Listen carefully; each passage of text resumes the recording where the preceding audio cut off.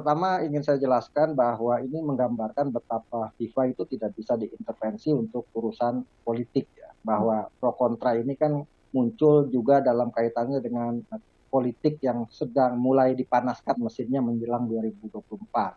Tiba-tiba surat komitmen yang sudah dikeluarkan oleh Gubernur Bali, Gubernur Jawa Tengah, dan 4 kota lainnya, tiba-tiba ada 2 kota menyatakan tidak bersedia menggelar Piala Dunia bila ada Israel ikut serta di dalamnya. Dan surat itu disampaikan, dan menurut saya ini kemudian yang memicu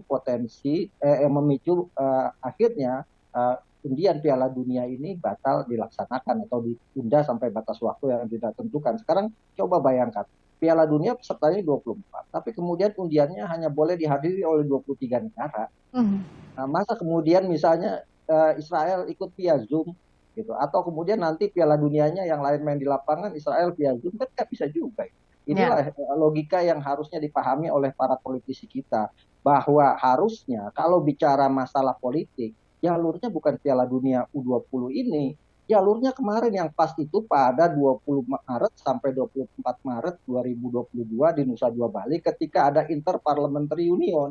Di sana kan Israel diundang gitu kan, dan ikut serta dalam kegiatan Interparliamentary Union. Nah, di kesempatan itu harusnya bicara soal politik, soal kemerdekaan Palestina, dan soal lainnya yang kaitannya dengan politik. Nah, sekarang adalah bicara soal sepak bola. Ketika Indonesia mencalonkan diri sebagai tuan rumah Piala Dunia U20, kan tidak ada kemudian catatan di bawahnya, kami bersedia menjadi tuan rumah asalkan Israel tidak ikut serta. Atau Indonesia bisa memilih, kita mau Piala Dunia pesertanya adalah Argentina, Spanyol, Itali. Padahal sebagai tuan rumah harusnya menanggung segala sesuatu dari A sampai Z begitu ya, Bung Akmal. Betul. Artinya Bang Akmal melihatnya ini motifnya sebagian besar politik, sudah pasti politik begitu di balik ini. Saya sih melihat ini motif politik. Kenapa motif politik? Karena beberapa kali kegiatan sebelumnya ada toh atlet Israel datang ke Indonesia, itu kan? Pada 2005 misal Zilberman, atlet bulu tangkis ikut kejuaraan dunia bulu tangkis BWF di Istora Senayan pada 10 sampai 16 Agustus 2015. Kemudian pada 2022 misalnya ada 2 atlet panjat tinding Israel, Yuval Semla dan Noah Shiran ikut kejuaraan dunia panjat tinding 24 sampai 26 September. Pada Februari lalu bahkan ada Mikhail Yakovlev ikut kejuaraan dunia balap sepeda di Velodrome Jakarta, bahkan naik sebagai peringkat 3, dan ketika penyerahan medali bendera Israel dikibarkan.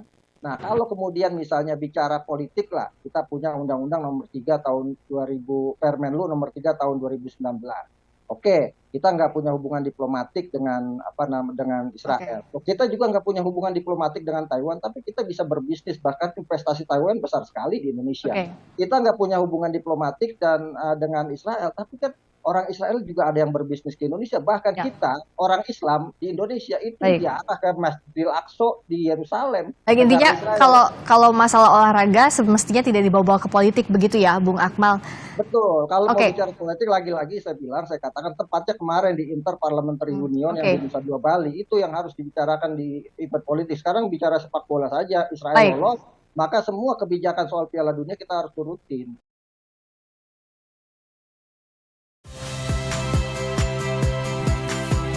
Saya Iriana Mardanus, saksikan program-program Kompas TV melalui siaran digital, pay TV, atau media streaming lainnya. Kompas TV, independen, terpercaya.